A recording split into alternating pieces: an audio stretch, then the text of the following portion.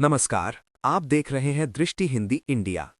तो दोस्तों, दुनिया के नक्शे पर अगर आप मिडिल ईस्ट की तरफ नजर डालें तो वहां एक ऐसा समुद्री रास्ता दिखाई देता है जिसने सदियों से ताकतवर देशों की धड़कनें तेज कर रखी है।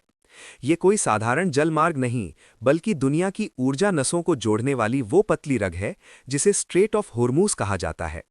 ये वही जगह है जहां से गुजरकर दुनिया का बहुत बड़ा हिस्सा तेल और गैस पाता है। यही कारण है कि इस छोटे से रास्ते पर दुनिया की बड़ी बड़ी ताकतें हमेशा नजरें गड़ाए रहती हैं। अमेरिका यहां अपनी ताकत दिखाना चाहता है, चीन अपनी आर्थिक चालें चलना चाहता है और रूस भी हर कदम बहुत सोच समझकर उठाता है। लेकिन साल 2026 में इसी जगह पर एक ऐसा मोड़ आया है जिसने पूरी दुनिया को चौंका दिया है, क्योंकि इस बार खेल किसी और ने नहीं बल्कि भारत ने पलट दिया है। आज हालात ऐसे हैं कि मिडिल ईस्ट का माहौल बारूद के ढेर पर बैठा हुआ लगता है। इजरायल और ईरान के बीच तनाव अपने चरम पर है। कई देशों के जहाज इस इलाके से गुजरने में डर रहे हैं और कई अंतर्राष्ट्रीय कंपनियां अपने व्यापारिक रास्ते बदलने पर मजबूर हो चुकी हैं। लेकिन इसी उथल-पुथल के बीच एक खबर ने पूरी दुनिया का ध्यान खींच लिया। खबर यह है कि जब कई देशों के जहाज़ों को खतरे का सामना करना पड़ रहा है, तब भारतीय तिरंगे वाले जहाज़ बिना किसी डर के उसी रास्ते से गुजर रहे हैं और उन्हें सुरक्षित रास्ता मिल रहा है। ये कोई साधारण बात नहीं है। सवाल उठता है कि आखिर ऐसा क्या हुआ कि जिस रास्ते पर पूरी दुनिया घबराई हुई है, वहां भारत के जहाज बेखौफ होकर गुजर रहे हैं।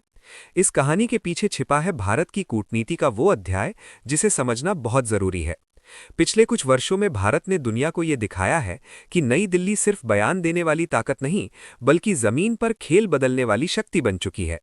जब साल 2026 की शुरुआत में मिडिल ईस्ट में तनाव बढ़ा और ये आशंका पैदा हुई कि कहीं स्ट्रेट ऑफ होर्मुज का रास्ता बंद न हो जाए, तब पूरी दुनिया की नजरें इसी जलमार्ग पर टिक गईं। अगर ये रास्ता बंद हो जाता तो पेट्रोल और डीजल की कीमतें आसमान छूने लगतीं, जहाज़ों की सप्लाई रुक जाती और पूरी वैश्विक अर्थव्यवस्था हिल जाती, क्योंकि इसी रास्ते से दुनिया के करीब 20% कच्चे तेल की सप्लाई गुजरती है। लेकिन इसी संकट के समय भारत ने एक ऐसा कदम उठाया जिसने पूरे खेल का रुख बदल दिया। भारत के विदेश मंत्री एस जयशंकर ने चुपचाप वो कूटनीतिक पहल शुरू की जिसके बारे में बहुत कम लोगों को पता था। तेहरान और नई दिल्ली के बीच पर्दे के पीछे बातचीत का एक लंबा दौर चला। ये बातचीत सिर्फ व्यापार की नहीं, बल्कि भरोसे की थी। भारत ने ईरान को साफ संदेश दिया कि हमारी विदेश नीति किसी दबाव में नहीं चलती और भारत अपने राष्ट्रीय हितों के साथ कभी समझौता नहीं करता। ये वही संदेश था जिसकी ईरान को तलाश थी। ईरान अच्छी तरह जानता है कि दुनिया की राजनीति में बहुत से देश मौके के हिसाब से दोस्ती बदल लेते हैं, लेकिन भारत उन देशों में से नहीं है। भारत ने हमेशा संतुलन की नीति अपनाई है। एक तरफ भारत के संबंध अमेरिका और इजरायल से मजबूत हैं, तो दूसरी तरफ ईरान के साथ हमारे सांस्कृतिक और व्यापारिक रिश्ते सदियां पुराने हैं। यही संतुलन भारत को बाकी देशों से अलग बनाता है। शायद यही वजह है कि जब हालात बिगड़े तो ईरान ने दुनिया को चौंकाते हुए भारत के लिए अपने दरवाजे खोल दिए। तेहरान से आया संदेश साफ था, दुनिया के लिए नियम अलग हो सकते हैं, लेकिन भारत के जहाज़ों के लिए स्ट्रेट ऑफ होर्मुज का रास्ता खुला रहेगा। ये खबर जैसे ही बाहर आई, वॉशिंगटन से लेकर बीजिंग तक हलचल मच गई। चीन, जो खुद को इस इलाके का बड़ा आर्थिक खिलाड़ी समझता था, वो भी हैरान रह गया।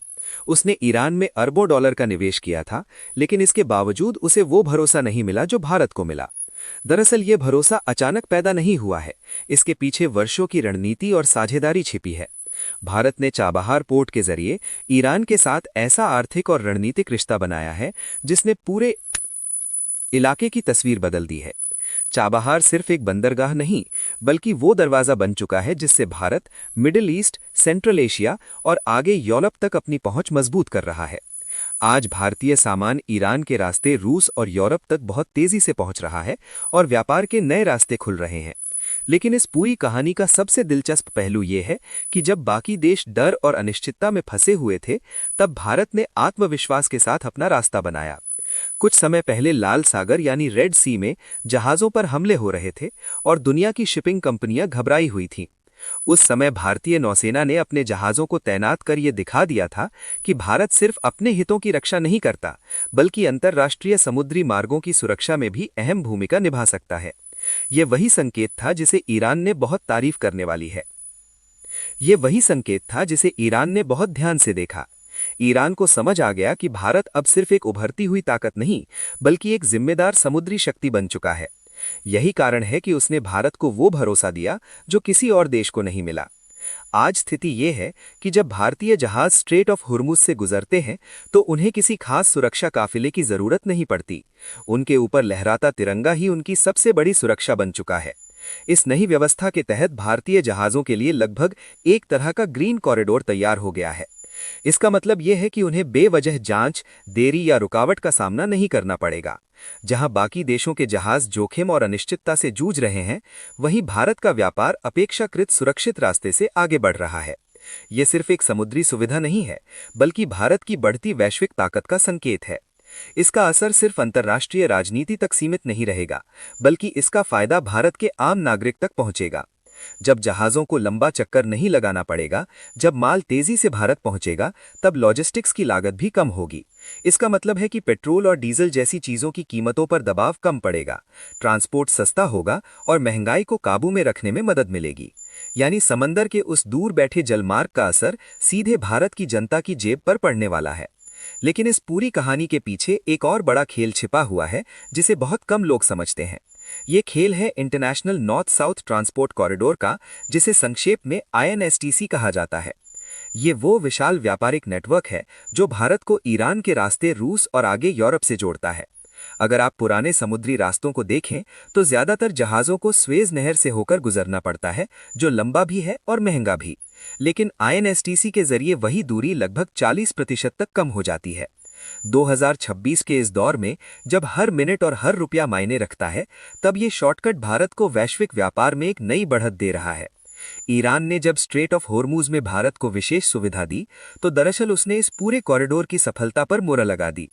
अब भारत से निकलने वाला सामान ईरान के रास्ते बहुत तेजी से मध्य एशिया, रूस और यूरोप तक बहुत तेजी से पहुंच सकता है। इसका मतलब यह हुआ कि भारत सिर्फ एक बाजार नहीं रहा, बल्कि वैश्विक व्यापार का एक महत्वपूर्ण केंद्र बनने की ओर बढ़ रहा है। यहाँ सबसे दिलचस्प बात यह है कि जब दुनिया की बड़ी ताकतें युद्ध की भाषा बोल रही हैं, तब भारत व्यापार और शांति की भाषा में अपनी ताकत बढ़ा रहा है। यही वो नीति है जिसे अब कई अंतर्राष्ट्रीय विश्लेषक इंडियन वे ऑफ डिप्लोमेसी कहने लगे हैं। भारत किसी के खिलाफ खड़ा होने की बजाय अपने हितों की रक्षा करते हुए संतुलन बनाकर आगे बढ़ता है। ईरान के साथ हुआ यह समझौता भी उसी सोच का परिणाम है। इस समझौते ने भारत को ऊर्जा सुरक्षा के मामले में भी एक मजबूत बैकअप दे दिया है। अगर भविष्य में खाड़ी क्षेत्र में तनाव और बढ़ता है, तब भी भारत के पास ईरान के साथ बना ये भरोसेमंद रास्ता रहेगा। यही दूरदर्शिता है जिसने 2026 के भारत को वैश्विक राजनीति में एक अलग पहचान दी है। ईरान का यह फैसला उन देशों के लिए भी एक बड़ा संदेश है जो सोचते हैं कि आर्थिक प्रतिबंध लगाकर किसी देश को झुकाया जा सकता है। भारत ने दिखाया है कि अगर रिश्ते आपसी सम्मान और भरोसे पर बने हों, तो सबसे मुश्किल परिस्थितियों में भी समाधान निकल सकता है। तेहरान में जब भारतीय प्रतिनिधि मंडल पहुंचा, तो जिस तरह का स्वागत और गर्मजोशी दिखाई दी, उसने साफ कर दिया कि ईरान भारत को एक भरोसेमंद साझेदार के रूप में देखता है। ये साझेदारी सिर्फ तेल और गैस तक सीमित नहीं है, बल्कि ये भविष्य के उस वैश्विक संतुलन की झलक भी है जिसमें भारत एक केंद्रीय भूमिका निभा रहा है। आज जब भारतीय जहाज उस खतरनाक समुद्री रास्ते से गुजरते हैं, तो उनके साथ सिर्फ माल ही नहीं होता, बल्कि उनके साथ भारत की प्रतिष्ठा और भरोसा भी चलता है। भारतीय क्रू मेंबर्स जानते हैं कि उनके पीछे एक मजबूत देश खड़ा है जो दुनिया के किसी भी कोने में अपने नागरिकों और अपने व्यापार की रक्षा करने की क्षमता रखता है। यही वजह है कि आज जब कुछ आलोचक भारत की विदेश नीति पर सवाल उठाते हैं, तो स्ट्रेट ऑफ होर्मुज की ये कहानी उनके हर तर्क का जवाब बनकर सामने खड़ी हो जाती है।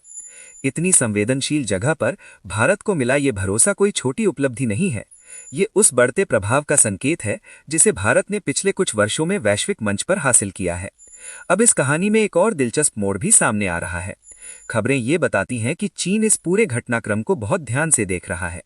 चीन ने भी ईरान में भारी निवेश किया है और वो चाहता है कि उसे भी वही सुविधाएं मिले जो भारत को मिली। लेकिन ईरान का रुख अब तक साफ दिखाई दे रहा है। भरोसा सिर्फ निवेश से नहीं मिलता, भरोसा रिश्तों से बनता है, और ये रिश्ता भारत ने वर्षों की साझेदारी से कमाया है। भारत की नीति हमेशा साझेदारी और विकास की रही है, जबकि चीन पर अक्सर आरोप लगते रहे हैं कि वो आर्थिक निवेश के जरिए देशों को कर्ज के जाल में फंसा देता है। ईरान इन दोनों रास्तों का फर्क अच्छी तरह समझता है और शायद इसी वजह से उसने भारत के साथ खड़े होने का फैसला किया है। 2026 का ये साल भारत के लिए कई मायनों में ऐतिहासिक साबित हो सकता है। स्ट्रेट ऑफ होर्मुज में मिली ये रणनीतिक बढ़त सिर्फ एक शुरुआत है। आने वाले समय में चाबहार पोर्ट और INSTC के जरिए भारत की पहुंच यूरोप के बाजारों तक और मजबूत हो सकती है। जब ये पूरा नेटवर्क पूरी क्षमता से काम करेगा, तब दुनिया देखेगी कि कैसे भारत ने बिना युद्ध किए, बिना किसी टकराव के, कूटनीति और दूरदर्शिता के दम पर वैश्विक व्यापार के नक्शे को बदल दिया है।